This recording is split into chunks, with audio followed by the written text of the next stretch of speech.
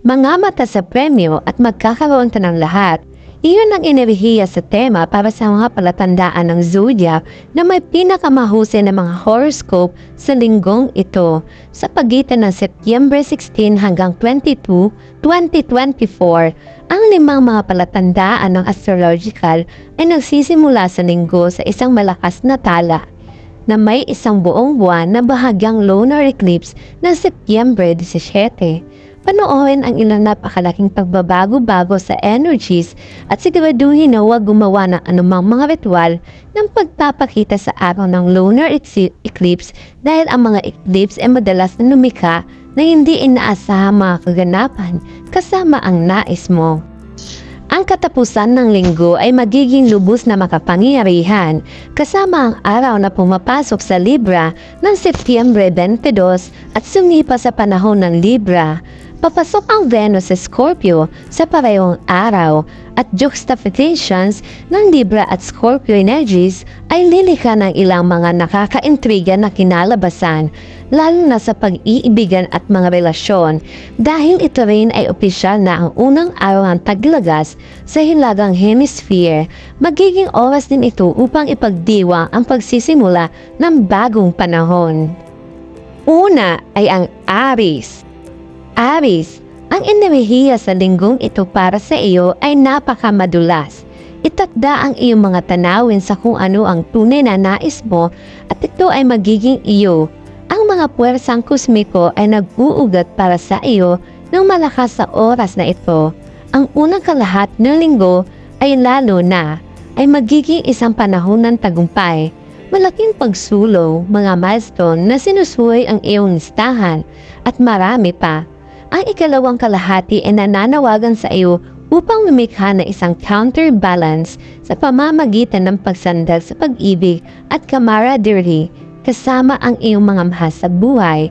Romantiko man o platonic, hayaan ang kalidad ng oras na magiging gabay sa prinsipyo dito. Ang mga pambihirang karanasan lamang ang naghihintay kung gagawin mo. Ang pangalawa ay si Leo. Leo, ang enerhiya sa linggong ito para sa iyo ay tungkol sa pag-alam ng iyong puso at masulit ang iyong mga talento ng walang pagsabotahe sa sarili o takot sa pinipigilan ka. Ang bawat araw ay magdaragdag ng mga sariwang breaks sa mahusay na layunin na nais mong lupigit o itayo.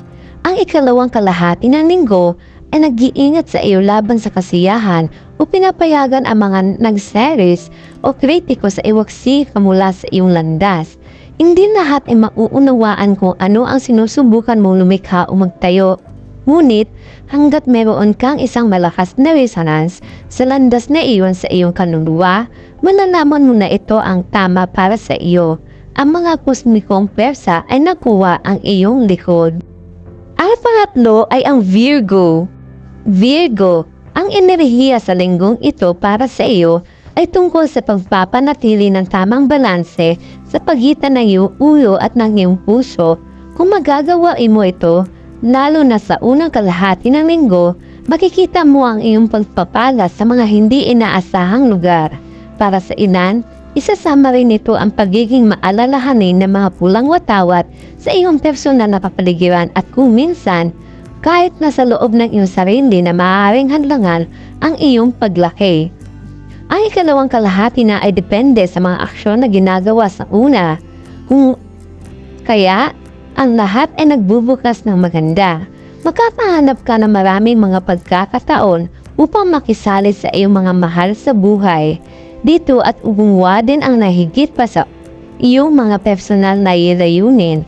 Patuloy na mapanatili ang tamang balanse sa pagitan ng iyong ulo at puso at ang positibo ay magpapalawak din sa susunod na linggo. Ang pang-apat ay Sagittarius. Sagittarius, ang enerhiya sa linggong ito para sa iyo ay matapang at maganda.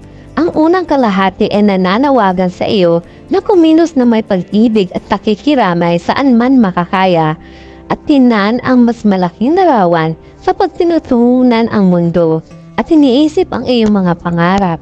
Tiyak na makakatulong ang journal sa huli. Ang ikalawang kalahati ay magiging mas kakaiba para sa iyo. Ang iyong mga takot ay biglang darating sa ibabaw at mag-ingay sa iyo upang makisali sa kanila. Gayunman, ang pagsugpo sa kanila ay magiging kontraproduktibo. Maging matapang sa halip makipag-ugnay sa kanila ng direkta. I-unlock mo ang mga nakatagong pagpapala sa landas na ito. Panglima at ay ang Pisces. Pisces, ang enerhiya sa linggong ito para sa iyo ay puno ng kasiyahan at kasiyahan. Sumandal sa ito at maakit mo lamang ang pinakamahusay na mga karanasan para sa iyong sarili.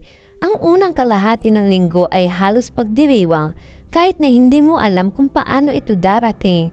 Maganda na magulat sa pinakamahusay na paraan na posible habang tumatawid ka ng ilang mga pangunahing milyahe. Ang ikalawang kalahati ng linggo ay nasa hangin sa ngayon. Kailangan mong isulat ang iyong sariling kapalaran dito at gawin itong isang obra maestra.